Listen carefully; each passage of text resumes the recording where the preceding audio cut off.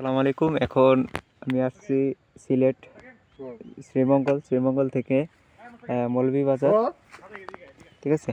তারপর মৌলভীবাজার থেকে একদম শ্রীমঙ্গলের ভিতরে চা বাগানের মাঝে আছি।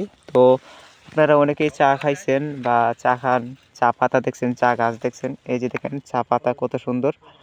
আর মূলত এই যে কচি পাতাগুলা এগুলা দিয়ে চা করা হয়। যে ভালো কোয়ালিটির যে চাটা এটা হচ্ছে এই গাছের আগা দিয়ে করা হয়। আর এই যে সবগুলা কেটে ফেলা হয়েছে এগুলো লোকাল বাজারে যে চাগুলা পাওয়া যায় ওইটা দিয়ে করা হয়। আর হচ্ছে চা গাছের পাতা দেখছেন আপনারা, কিন্তু আরেকটা জিনিস দেখেন নাই, যেটা হচ্ছে চা গাছের ফুল।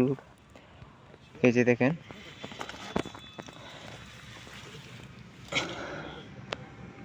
চা গাছের ফুল। এখানে যে ফুলগুলা হচ্ছে যে এই গাছের ঢালগুলা মানে পরিপক্ক হয়েছে ওই ওই ঢালগুলোতেই ফুল হয়।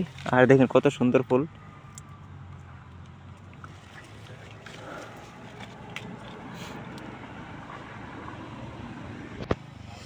এখানে নিচের যে ঢালগুলো আছে সবগুলাতেই নিচে ফুল হয়। দেখেন সবগুলো গাছে মোটামুটি ফুল আছে।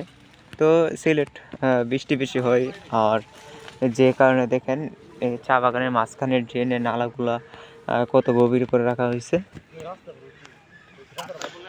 আর দেখেন কত বড় চা বাগান, শুধু তাকালেই শুধু চা বাগান আর চা বাগান। পাহাড় বলেন, সমতল বলেন, সব জায়গায় চা বাগান আছে। আর এটা হচ্ছে রাস্তা। এখানে অনেক পর্যটক আসে, ঘুরতে আসে, দেখতে আসে। আর যারা এলাকাবাসী তাদের কাছে তো তাদের দেখতে অভ্যস্ত, তাদের কাছে তেমন একটা ভালো মনে হয় না। আর আমি আপনাদের যদি চা গাছের নিচ দিয়ে দেখাই, এই যে দেখেন এখানে প্রায় 4 ইঞ্চি ড্রেন রাখা হয়েছে। এই যে দেখেন, আর এক একটা গাছ আপনি উপর থেকে দেখলে মনে হবে যে এই গাছগুলা যে ছোট ছোট চারা গাছ, কিন্তু আসলে না। এই গাছগুলা দেখেন কাটতে কাটতে কাটতে কাটতে এমন শক্ত গাছ, মানে বলার মতো না।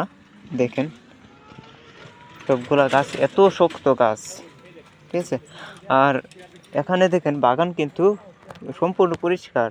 এখানে কোনো রকম আগাছা নাই, সবগুলা বাগানই পরিষ্কার। আর নিচ দিয়ে দিলে দেখেন নিচ দিয়ে একদম পরিষ্কার সবগুলা।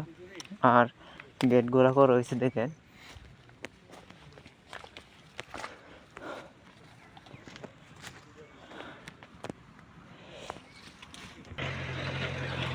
আর দেখেন জিপ গাড়ি ফটো যেহেতু